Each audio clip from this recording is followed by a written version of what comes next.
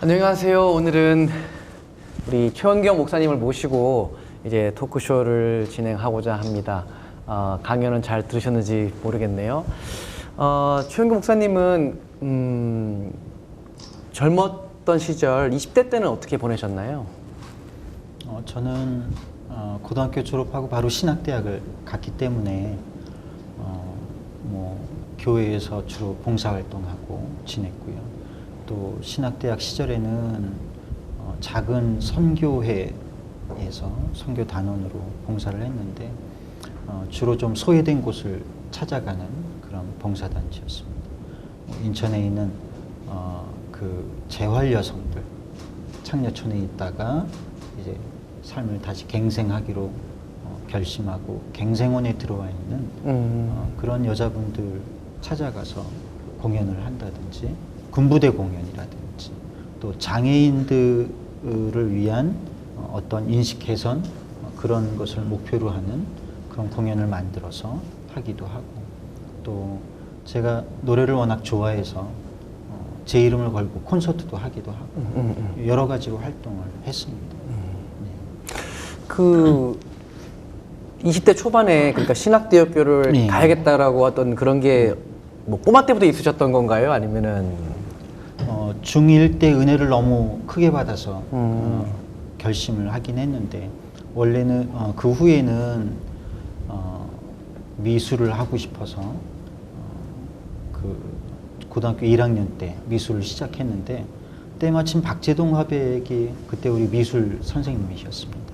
그래서 그분한테 좋은 영향을 많이 받았고 그런데 너무 공부를 안 하고 그림만 그려대고 또 너무 교회 활동에 열성적으로 하다 보니까 성적이 너무 많이 떨어져서 성적이 반에서 막 30등, 40등 막 이렇게까지 떨어지니까 담임 선생님도 그렇고 박재동 선생님도 그렇고 일단 성적을 좀 올려야 되지 않겠니? 그래서 공부를 다시 하게 됐는데 그때 지금에 와서 공부도 하고 그림도 그린다는 거는 힘들겠다. 그래서 원래부터 생각하고 있었던 신학대학행을 결심하게 된 거고요. 그래서 신학대학에 갈 때는 아주 뜨거운 마음으로 갔는데 저한테 그 영향을 끼친 두 개의 책이 있습니다. 하나는 김진홍 목사님의 새벽을 깨우리로다라는 책이고요. 혹시 교회를 다니시나요? 네네. 예. 그럼 김진홍 목사님 잘 아시겠네요. 제가 목사님은 잘 이렇게 예. 그 둘의 공동체. 네네. 예, 둘의 공동체를 만드셨던 김진홍 목사님의 젊었을 때 일대기를 그린 책이고요. 그 다음에 그 치시험 신부의 일대기를 그린 소설 천국의 열쇠라고 하는 그 소설 두 권의 책이 저한테 굉장히 큰 영향을 주었고 그래서 제가 이 어려운 지역에 들어와서 이렇게 어려운 사업을 시작하게 된 데에도 그 두 권의 책이 많이 영향을 끼쳤다고 목사님은 이 살아오시면서 가장 힘들었던 때가 언제세요? 아니면 그런 때가 없으셨는지? 저는 생활에 있어서 어려운 건 없었다고 생각해요. 우리가 자랄 때는 어차피 다 어려웠고 다 소시민이었고 다 중산층이라고 생각했지만 사실은 다 소시민이었죠. 특별히 어려운 건 없었고 아버님이 직업 군인이셨습니다.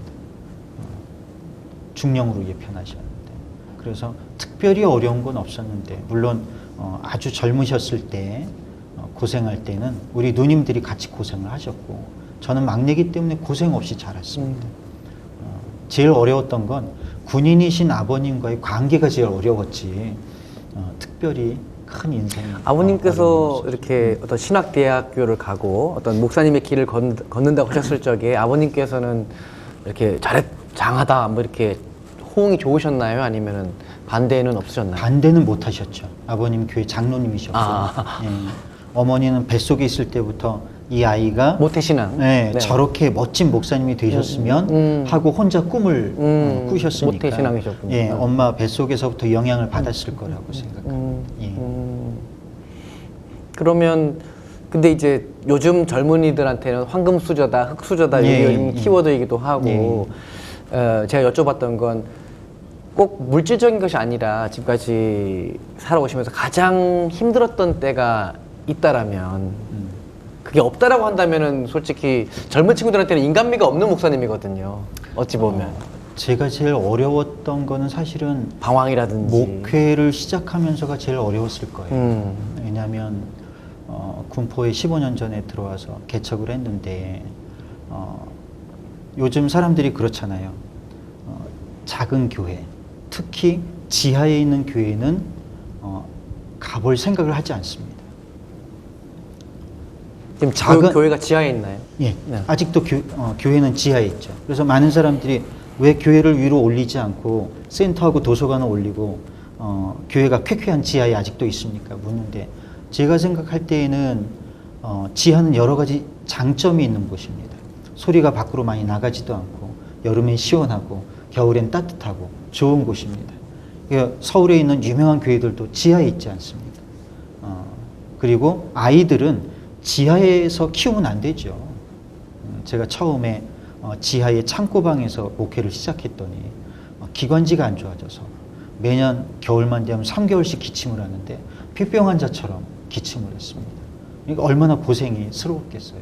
더군다나 개척교회, 아무도 찾아오지 않는 개척교회에 혼자 앉아서 뭔가를 계획하고 사람들이 찾아와 줄 걸 기대하고 전도 다니고 하는 일이 수월한 일은 아니죠.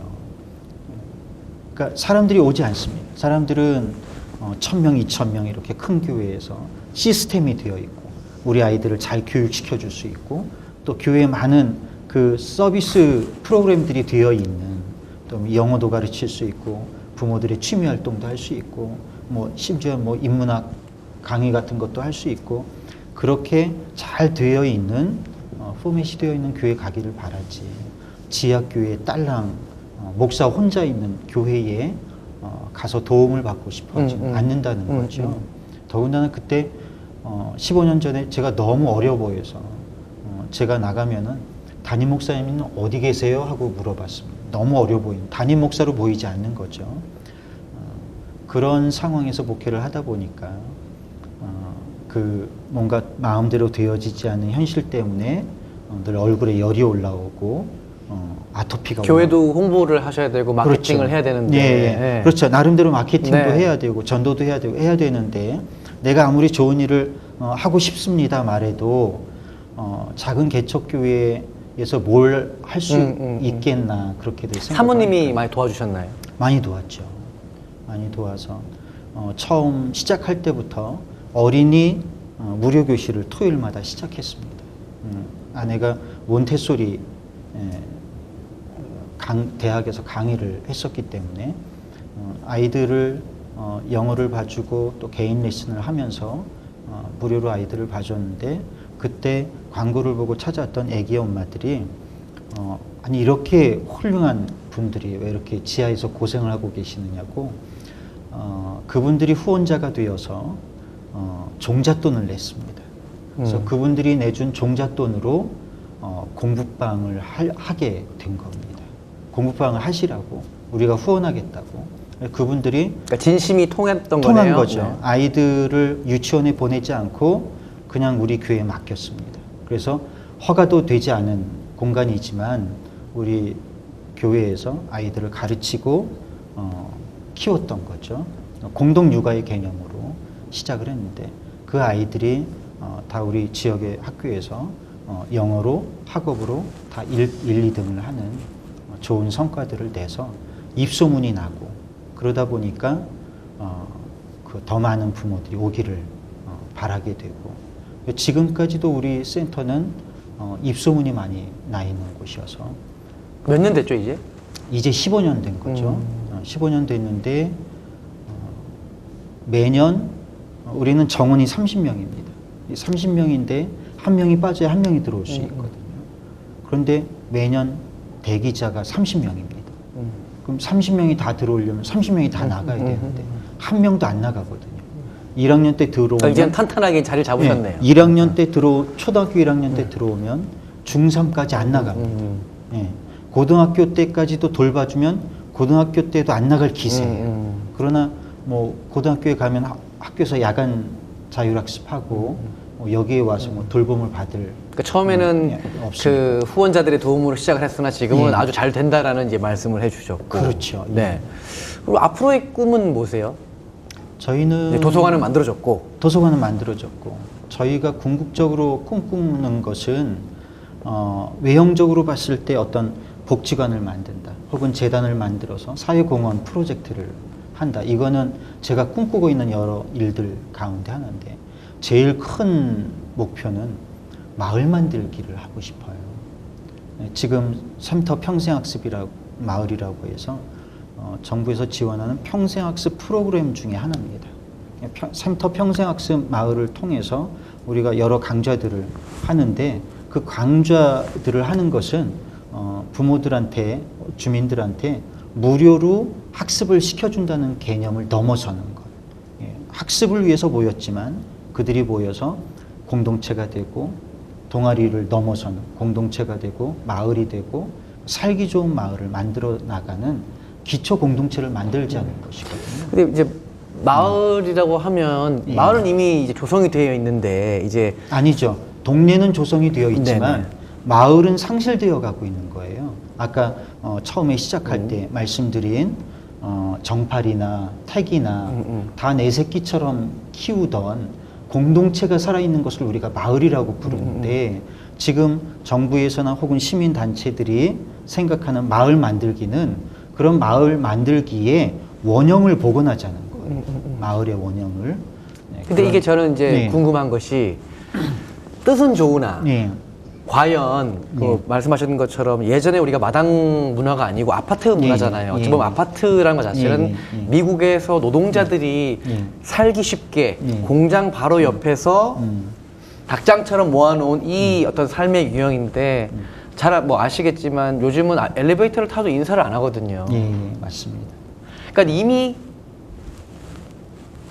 예전의 마을은 어찌 보면 1950년대고 뭐 60년대도 조금 뭐 그랬다고 치면은 그게 과거로 돌아가자는 것인지 예. 아니면은 어쩌면 마을이 파괴되고 이렇게 각박한 삶이 되는 것이 근대화 시대의 어떤 뉴욕도 좀 상박하거든요. 그러니까 이게 과연 이 마을을 만든다는 것이 정말 친하고 정이 있고 이런 것이 과거에 지나온 것이긴 하지만 어쩌면 이게 이상이 아닌가. 추억팔이에 불과한 것 아닌가. 네. 예. 그리고 어쩌면 현대 시대는 더 이기적이고 더 개인주의고 그러한 사람들이 한국 사회는 지금 리더가 되고 그러한 사람들이 더 잘 살게 되고 예. 그들끼리 모여서 한 특정 지역에 이렇게 잘 먹고 잘 사는데 그들 또한 그렇게 마을 같아 보이진 않잖아요. 그런데 그렇기 때문에 각 그 동네마다에 맞는 형태의 마을 만들기 운동을 많은 사람들이 벌이고 있습니다. 그러니까 우리 동네는 오래된 구도시 지역이기 때문에 오래된 구도시 지역에 맞는 프로그램을 해야 되겠지만 3본 신도시는 사실 1, 2, 3, 4, 5, 6, 7, 8, 9, 10, 11, 12, 13, 14 이렇게 동그랗게 아파트 단지가 되어 있고 한가운데 중심 상가가 있습니다. 그리고 걸어 내려가면 각 단지에서 중심 상가까지 5분이면 다 도달할 수 있는 그런 구조예요. 그러니까 개별적인 어떤 구조는 다 다르겠으나 예. 말씀하신 게 예를 들면 그 인문학 교실 자체를 이제 무료로 제공하시는 건가요? 예. 그러니까 결국 이게 정부의 도움이 없이는 될 수가 없는 어떤 시스템이잖아요. 이게 어쩌면 정부에 기대야 되는 것이고 자립을 해야죠. 자립을 해 나갈 수 있는 방안들을 모색을 해야 되는데 제 포인트는 그걸 마을의 주민들이 서로 십시일반 돈을 걷어서 하지 않는 거라면 양질의 교사가 누가 자기 돈을 내서 이게 참 쉽지가 않잖아요. 쉽지 않죠. 한두 번은 부탁을 드릴 수 있지만 저도 이러한 일을 하다 보니까는 참 쉽지가 않더라고요. 쉽지가 않습니다. 그렇다고 또 정부에다가 또 하려고 하면은 이게 또 이게 인맥도 있어야 되고 막 해야 되는 거기 때문에 근데 마음만 있으면 얼마든지 할 수 있다는 거고요. 전국에 뭐 수천 개의 이 마을들이 지금 운동을 벌이는데 나름대로의 다 독특한 성향과 방식을 가지고 접근을 하는 겁니다. 어떤 아파트 단지에서는 개인이 1인 도서관을 하는데 도서관 공간이 따로 없습니다. 따로 없고 그 도서관 회원이 되면 그 회원이 되는 집들이 다 도서관이 되는 거예요. 그래서 자격증을 가지고 내가 어느 집에 무슨 책이 있다는 것을 알게 되면 그 목록을 가지고 그 집을 찾아갑니다. 그래서 그 집에 가면 그 집에 마을 도서관이라고 다 붙어 있어요. 그러면 거기에 똑똑하고 나 이 책을 빌리러 왔습니다. 그러면은 다 빌릴 수 있어요. 그럼 그 회원들이 확장되면 확장될수록 자기 집인데 확장되면 확장될수록 단지는 마을 공동체가 되는 근데 거죠. 이게 예. 프라이버시에 문제가 있겠네요. 그러니까 그런 거 그럴 수도 있죠. 예, 아무나 막 예. 들어가고. 근데 마을이 된다는 것은 그렇게 자기를 공개하고 열어놓는 곳에서부터 시작이 되는 것이지. 그러니까 뜻이 맞는 분들만 그렇죠. 가능하겠네요. 예. 이건 뭐 어려움은 없으신가요, 이게? 어려움이 많죠. 아, 어려움이 네. 많은데 생각보다 우리가 생각하는 것보다 더 성공적으로 잘 해나가는 분들이 많이 있다는 것입니다. 우리 그 군포시에도 많은 35개의 작은 도서관이 있습니다. 그럼 35개의 도서관이 다 잘 되느냐? 전혀 안 되는 몇 개가 잘 되는데 그 몇 개 중에 한 도서관은 그 아파트 단지에는 사실은 자원들이 굉장히 많습니다. 그 자원들이 모여서 다 자원봉사로 십시일반 다 자기가 무료 강사가 되는 거예요. 그래서 막 수십 개의 그 강의를 강좌를 진행을 하는데 그래서 돈이 없어도 뭐 수천만 원, 수억 원짜리 뭐 문화센터보다 더 양질의 프로그램을 운영하고 있는 마을 공동체가 살아나는 그런 아파트들도 있다는 거죠. 그래서 오히려 지금은 아까 말씀하신 대로 아파트가 더 힘들 것 같은데 아파트가 더 잘 됩니다.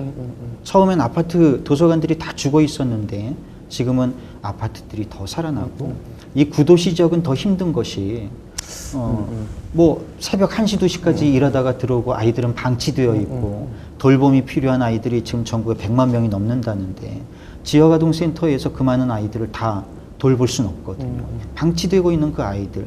그러니 그런 상황인데 그런 상황에서 작은 도서관에서 어떤 프로그램을 합니다. 와주세요. 올 수 없는 상황인 거죠.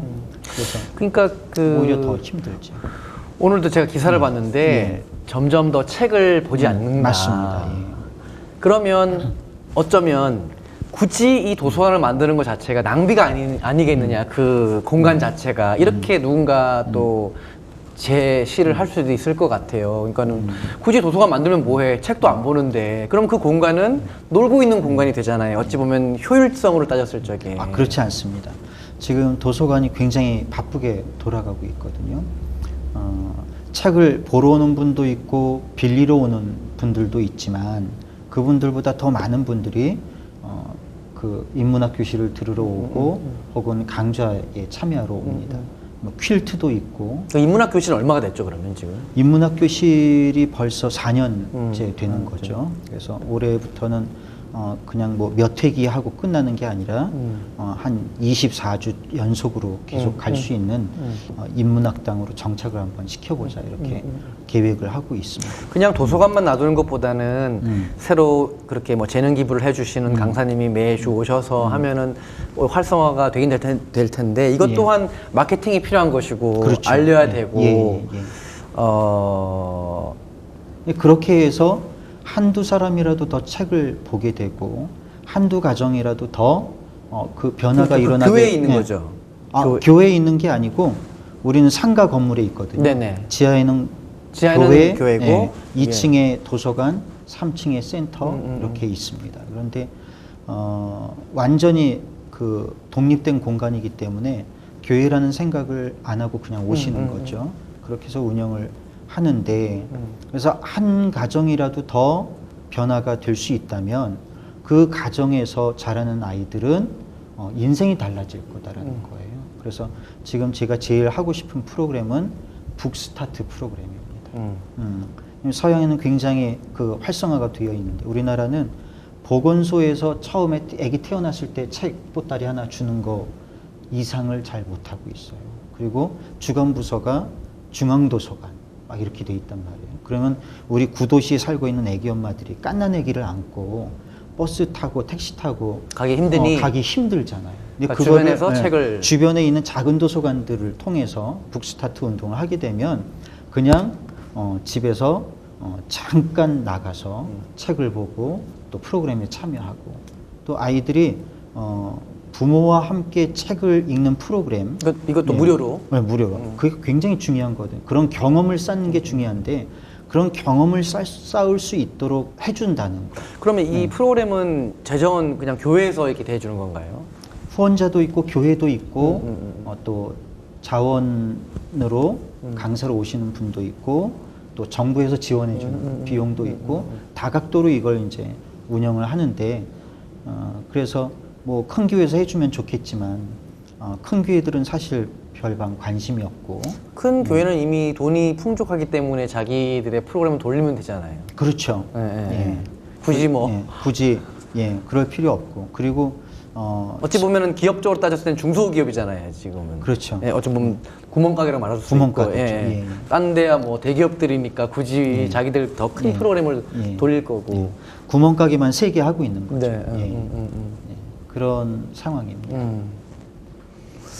요즘 그런데 아까 말씀드린 것처럼 우리가 비록 구멍가게를 3개 하고 있기는 하지만 우리가 지역사회에서 끼치는 영향력은 주변에 있는 1000명이나 2000명이 있는 교회보다 훨씬 크다고 생각합니다. 그걸 믿고 후원하고 같이 기도하고 하는 거죠. 요즘 젊은 청년들한테 우리가 이제 용기 100배를 하는 건데 어쩌면 굉장히 돈을 중시하는 시대가 되었어요. 그렇습니다. 네. 돈이 다고 돈을 위해서는 뭐든지 할 수 있고 특히나 젊은 친구들은 더 그렇죠. 그리고 평생 직장은 없었고 그럼에도 불구하고 이제 목사님은 이제 그런 젊은 친구들이 또 그럴 수도 있어요. 그래도 목사님은 교회라도 있잖아요. 뭐 지하지만 있잖아요. 이렇게 말할 수 있잖아요. 이 젊은 친구들이. 그래서 그런 젊은 친구들한테는 어떻게 살아야 되는 건지 한마디 해주신다면. 아까 강연에서 말씀드린 것처럼 우리가 뭔가 이루지 못하는 거는 꿈을 꾸지 않아서가 아니라 우리가 꿈을 꾸되 말씀하신 것처럼 돈을 꿈꾸고 탐욕을 꿈꾸기 때문인 거예요. 남을 밟고 높이 올라가는 게 꿈이라면 그건 이 사회에서는 처음부터 안 되는 꿈입니다.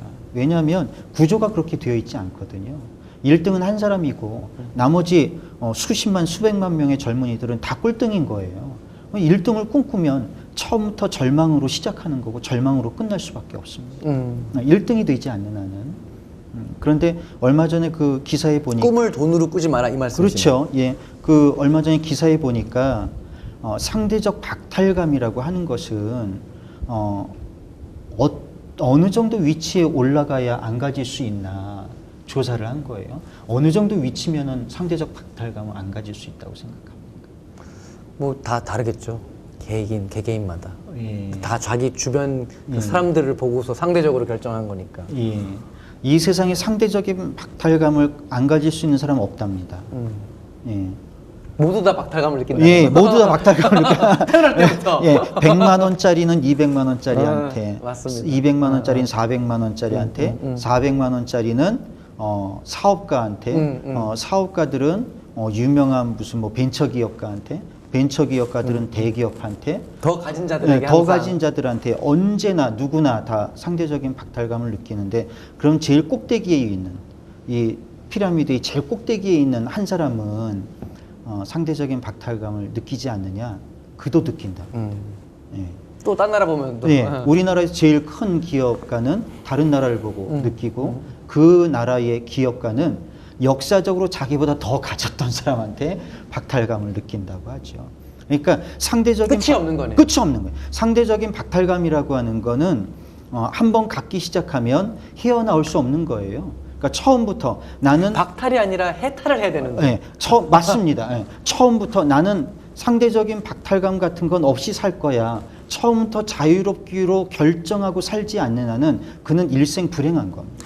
여자들 중에서도 왜 자기 친구 남편이 부럽고 동창 남편이 부럽고 그러면 답이 안 나오는 그렇죠. 거잖아요. 남자도 저 여자가 이쁘고 부인을 놔두고 그러면 답이 안 나오는 것처럼 결국 사람은 질투하고 시기하고 이 탐욕이 문제인 것 같네요.